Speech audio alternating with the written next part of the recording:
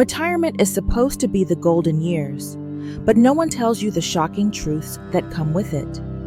It's not just about leisure and freedom. It's a journey of reinvention, unexpected surprises, and hidden challenges. What if everything you thought you knew about this stage of life was only part of the story? Today, we're uncovering 12 retirement secrets every woman over 70 needs to know. Secrets that can transform your perspective and empower you in ways you never imagined. Let's begin. 1. Retirement isn't always relaxing. Adjusting emotionally takes time. I remember the first morning of my retirement. No alarm clock, no rushing, no emails waiting for replies.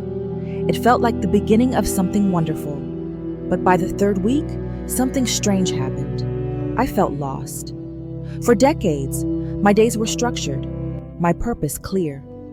Now, I had all the time in the world, and yet, I had no idea how to fill it. No one warned me that retirement could feel like stepping into an unfamiliar life, one where I had to redefine who I was. At first, I convinced myself it was just an adjustment period, but the feeling lingered. The loss of structure wasn't just about time, it was about identity. I had spent years being needed, productive, and reliable. Who was I now that no one depended on me in the same way? I tried filling my days with busy work, organizing drawers, catching up on old movies, even attempting crossword puzzles, which, by the way, I am terrible at. But none of it replaced the sense of purpose I had lost. It wasn't until I sat down with an old friend, another retired woman, that I realized I wasn't alone. She told me, "It's not about finding ways to pass time. It's about finding something that matters to you." That changed everything. I stopped trying to recreate my old routine and started paying attention to what truly made me feel alive. It wasn't about productivity anymore. It was about fulfillment. Retirement, I learned, isn't just an endless vacation. It's a chance to rediscover yourself in ways you never had time for before. 2. You don't need a traditional purpose to feel fulfilled. I used to believe that purpose meant something grand, a lifelong passion, a career that made a difference, or a role that kept me busy and needed. So when retirement arrived, I panicked. If I wasn't working, volunteering, or deeply involved in something meaningful, did that mean my life had lost its purpose? The pressure to find purpose felt overwhelming. Everywhere I turned, someone was suggesting new activities, new hobbies, or new ways to stay engaged. I tried a book club, not for me. Knitting, frustrating beyond words, and even yoga. I still can't touch my toes. Each time I quit something, I felt like I was failing at retirement. One afternoon, while sitting outside with a cup of tea, I watched the birds flit between the trees, and for the first time in weeks, I felt at peace. It hit me then. Purpose doesn't have to be something structured or goal-oriented. It doesn't have to be an obligation. It can be as simple as finding joy in the small moments, in the things that make you feel good. I started focusing on what brought me pleasure, rather than what sounded impressive. Sitting in the garden, writing letters to old friends, trying new recipes, not for anyone else, but just for me. My purpose wasn't about being busy, it was about being content. We're conditioned to believe that if we're not doing something, we're wasting time. But time spent in joy is never wasted. Sometimes, the greatest purpose is simply living life on your own terms. 3. Friendships change, and that's okay. I had always assumed that the friendships I had in my 50s and 60s would last forever. We had been through so much together, raising families, career highs and lows, health scares. But something happens after 70 that no one warns you about. Friendships shift, and sometimes they fade. For years, I was part of a close-knit group of women who met regularly. We celebrated birthdays, supported each other through losses, and knew every little detail of each other's lives. But as time passed, things changed. Some friends moved away to be closer to their children. Others became consumed with their own challenges, illness, caregiving, or simply a shift in priorities. And some, well, we just drifted apart without any specific reason. At first, I took it personally. I wondered if I had done something wrong. I worried that I was being forgotten. But the truth is, life changes us all, and that means our relationships evolve too. One day, I got a call from an old acquaintance, someone I had known for years, but had never been particularly close to. She invited me to lunch. It felt strange at first, like trying to start over in a world where friendships were supposed to be established long ago. But that lunch turned into another, then another. I realized that friendships don't have to last forever to be meaningful, and new ones can be just as fulfilling as the old. Losing touch with some people doesn't mean we lose the ability to connect. It just means that sometimes we have to be open to new relationships, even when we least expect them. 4. Retirement doesn't mean financial freedom. It requires smart planning. When I was younger, I had this glamorous idea of retirement. I imagined leisurely mornings with a cup of tea, spontaneous travel, and never having to think about money again. What a joke that turned out to be. No one told me that financial worries don't disappear when you retire. They just change shape. I remember sitting down with my bank statement a few months after retiring, expecting to feel a sense of relief. Instead, I felt a cold wave of panic. The numbers didn't look as comforting as they once did. Everything was more expensive than I had anticipated. Healthcare, home maintenance, even the little things like groceries and social outings. I had saved, I had planned, but no one told me that inflation had its own plans too. For a while, I avoided looking at my finances. Ignorance felt easier than facing reality. But then a close friend shared how she had adjusted her spending habits to make retirement work for her. She wasn't living in fear. She was living smarter. She had found small ways to make her money stretch without sacrificing her quality of life. I started doing the same, reevaluating subscriptions I didn't use, finding free community events, and getting creative with budgeting. I learned that living well in retirement isn't about how much you have. It's about how you use what you have. And the truth is, financial freedom doesn't mean never thinking about money again. It means understanding how to make it work for you, so you can focus on living, not stressing. 5. Downsizing can be liberating, not limiting. I used to think that my home defined me. Every room, every piece of furniture, every shelf filled with memories. It was proof of the life I had built. But after years of maintaining a house that felt too big for me, I realized something. I was no longer living in my home. I was managing it. The idea of downsizing felt like defeat at first. Wasn't this the house where I had raised my children, where birthdays, anniversaries, and holidays had been celebrated? Letting go of it felt like letting go of a part of myself. Then one day, I had lunch with an old friend who had recently moved into a smaller place. She looked lighter, freer. She told me, "I thought I was losing space, but what I really lost was stress." That hit me hard. When I finally started the process, it wasn't easy. Sorting through decades of belongings felt like unraveling my life, piece by piece. I found things I hadn't touched in years, but had been holding on to for reasons I couldn't explain. Letting go wasn't just about making space. It was about recognizing what truly mattered. Now, my home fits me. It's not filled with clutter or rooms I never use. It's cozy, easy to manage, and filled only with things that bring me joy. Downsizing didn't take anything away from me. If anything, It gave me back something I hadn't realized I had lost: peace of mind. 6. Travel isn't just for the wealthy. It's about mindset. I used to believe that travel was a luxury reserved for the rich, something I had missed my chance at. Every time I saw photos of women my age in breathtaking places, I'd think, good for them. But that's not in my budget. That changed when I met Claire, a woman who had seen more of the world in her 70s than I had in my entire life. And guess what?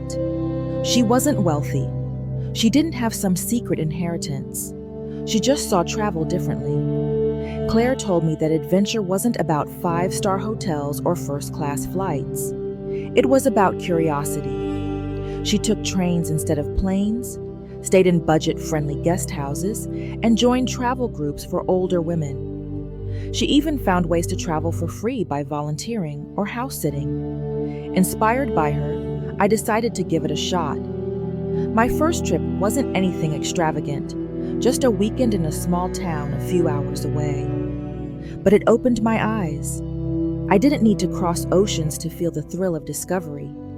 Travel could mean exploring a new neighborhood, trying food from a culture I hadn't experienced before, or even just taking a scenic train ride.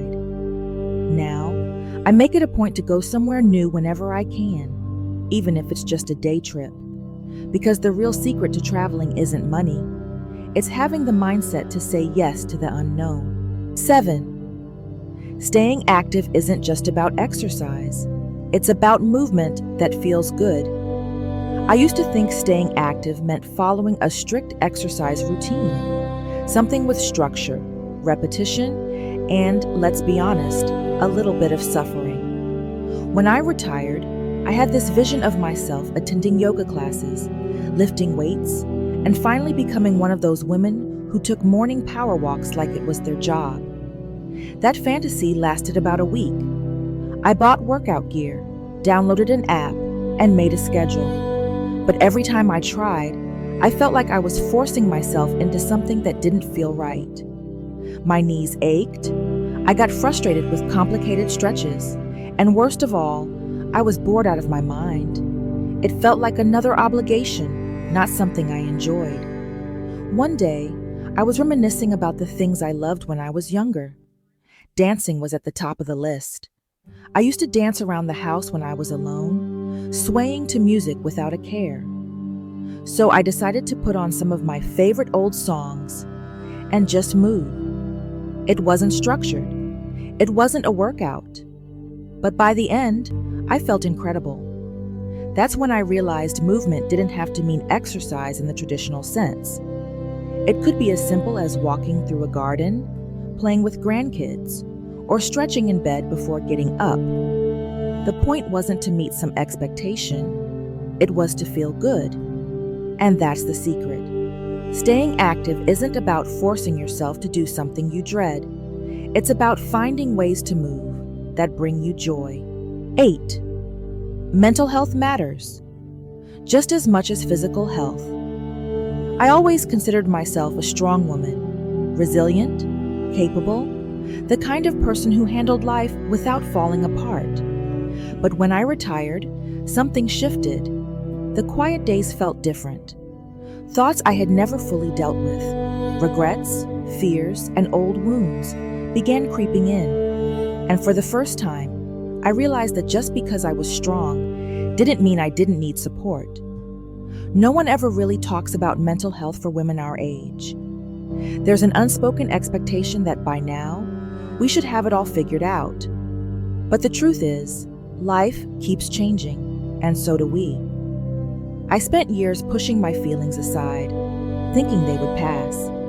What I didn't realize was that avoiding them was making things worse. One day, I confided in a friend who had always seemed so at peace.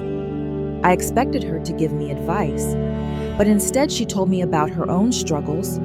She had gone through the same thing, feeling lost, feeling stuck. And she told me the one thing that helped her, talking about it.